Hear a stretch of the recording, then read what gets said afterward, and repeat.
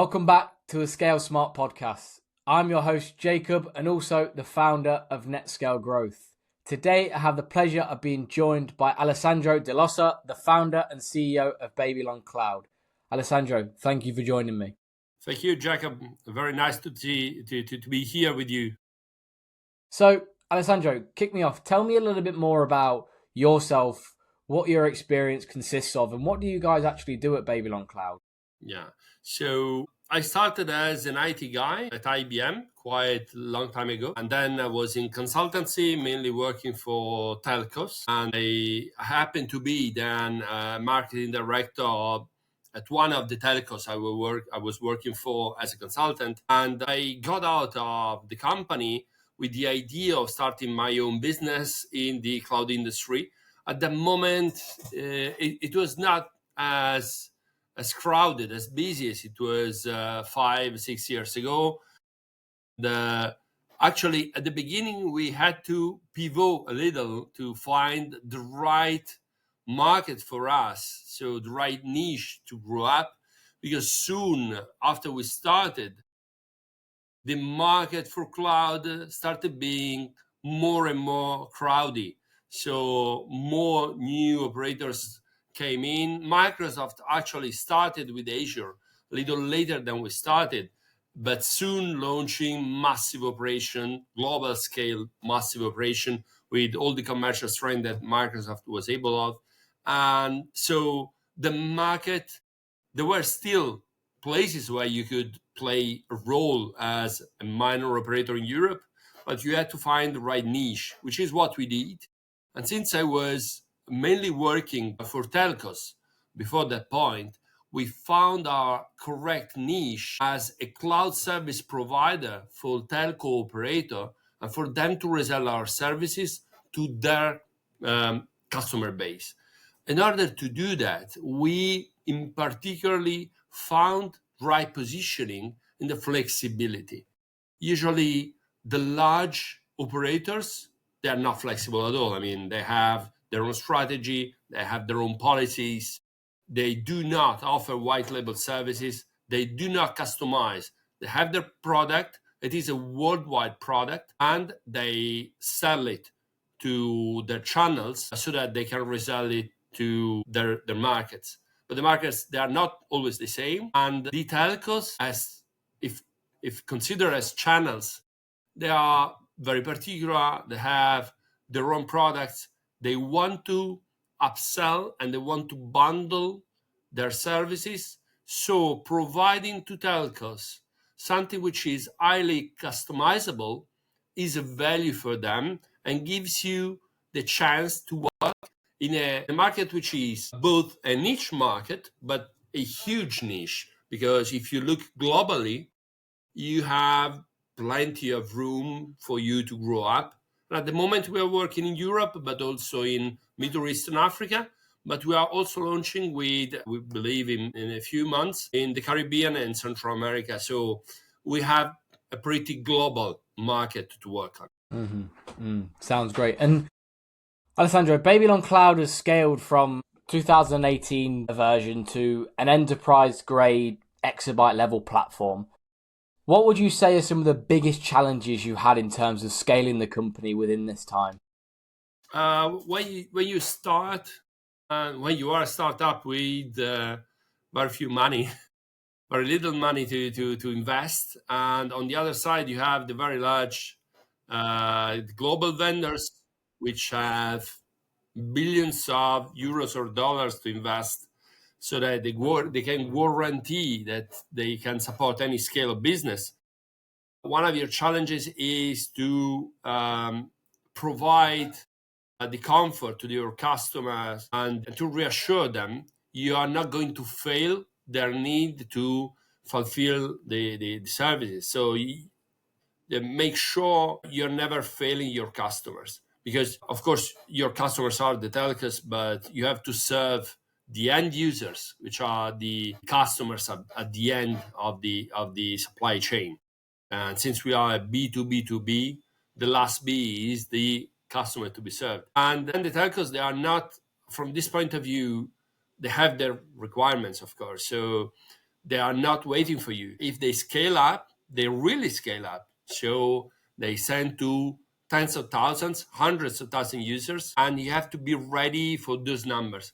So at the moment, that was a bit of a challenge, especially from the financial point of view. Once you are able to do that, you take the capability to serve your customer, whatever their need is. From that point on, everything is simpler. So there's a point where you find your niche and you take partnerships with very large operators that you're very happy because you are finally in the right party. So it's the real money counts. But on the other side, you have to make sure that you can supply what you promised to supply. And as well, global hyperscalers often dominate the cloud conversations as well. So what are you guys doing at Babylon Cloud to make sure you stand out in a competitive market? Yeah, of course, we are the leaders of the market. You have to accept these. And in case we will happen to keep growing at the rates we are now growing, at the moment we are doubling every couple of years. So we are growing 42% per year. So it will take time to get to the size of even a fraction of one of these giants. But at the same time, given the size we have as a European operator, we know there's always a spot for us. I mean, nobody's taking all the market. Nobody's taking zero of the market. So the problem is to find a suitable size for you, the size you are now, and for the growth you aim to have in the next 5-10 years, according to your ambition and your capability. If you are able to find a strategy position, first of all, which has to turn into a product positioning according to your financial capabilities and the shape of your income statement. You have to defend your positioning, and you do that by being sticky to your values and your key advantages. Nobody, not even the very large global operator, the hyperscalers, can be everywhere and support any need. So there's going to be always a chance for a smaller operator or a challenger to find its place in this world. Of course, you have to be coherent and to get sticky to your values, not only to yourself, but to your customers. And we found our customers, and that's where we want to be, which is where we are fine to be. The measure of your success is the quality of the feedbacks you get from your customers. And that's the only way you have to take and keep the spot you aim to have in the market. As well, That's quality of service, basically. yeah, 100%. I think a lot of people neglect that as well. They just try and bring on as many possible clients they can, and just bring in so much revenue just to get it to look good, but they don't offer the good service. I'm so much. I agree so much with you on this, Jacob. More than large acquisitions, I personally value. What I value most is zero or very low churn. If I'm able to keep my customers, they will find me the new customers because their satisfaction will make up my best referral for the next customers. In addition, and it already happened to us.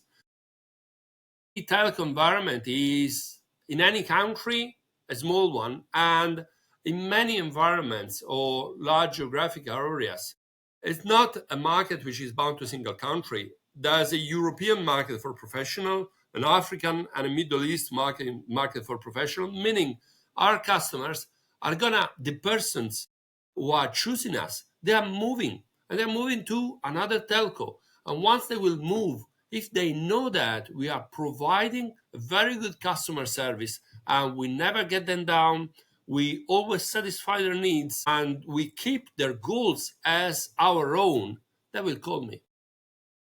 And carry on.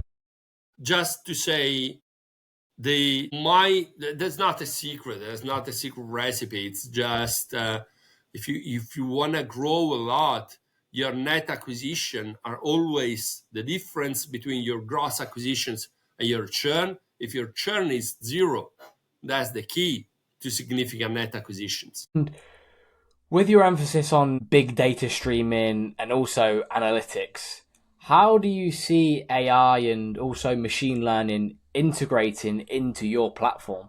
It's a need, and it started happening a couple of years ago, thanks to the revenues and the profits coming from the cloud storage product line, which is the first one we had, which is very profitable and very successful. We used the revenue stream, actually that profit stream, to finance new business areas.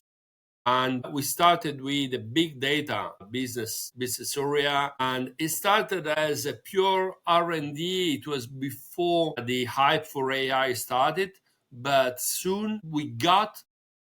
It was the first time in my life I did not have to look for customers, but customers were looking for us and for our solutions and for what we were doing, or asking, are you doing anything on this? And we were doing that. We started just communicating to existing customers, which of course they were trusting us, but there was a relationship which is helping, of course.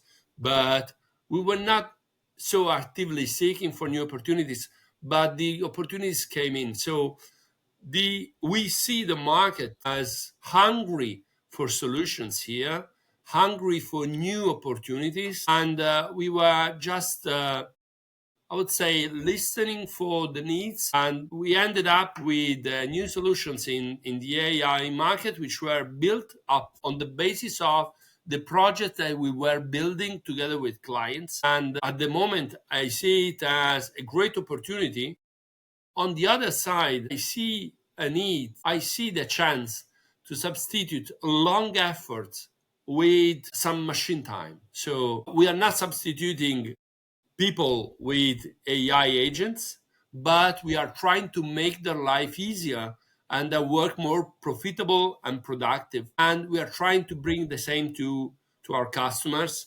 So a new operator, we are now working on some tests with a TLC operator, one of our customers, and they should be launching in September, October, a new product, including some agentic AI based on existing LLMs, and with our key positioning, so a private AI based in the same country where the user is, with no data flowing outside, and with the capability of the user to query the system, the AI, on all its contents. And since we work with massive data, aim is to be able to provide the capability to the user to query the AI on up to 10,000 documents that the user uploaded, which should be something new. At the moment, I see agents working on few documents, some hundreds documents at maximum. But the opportunity came up directly from the market. It is one of those cases where before proposing, the market is asking you, which is exceptional. And what are some of the goals you've got to finish off, Alessandro, for the company in terms of scaling and growing over the next 6 to 12 months? Well, at the moment, apart from the growth we have in the international market to launch new operations in other countries with new operators, and we have quite a large pipeline. Actually, we are seeing a lot of hype on the AI market itself. Your previous question was right at the point. Even if it may seem that the hype went a little down, that's actually the right time to start with the real business. So it's just like in the hype cycle of Gartner. So you start with the very high growth curve, then there's the disillusion and the attention goes down. That's the point where the real products start working and they start hitting the market, and we want to be in this wave. So keeping on with the AI is our focus at the moment. And if people wanted to reach out, Alessandro, find out more about yourself and what you guys are doing, where's the best place for them to reach out? On our website, there's a chance to connect, or on LinkedIn, you will find me as Alessandro De Losa. So I'm happy to share experiences with anybody other. Amazing. Well, thank you so much for joining me, Alessandro. Thank you to you. Thank you to your audience. Amazing. Thank you. Thank you.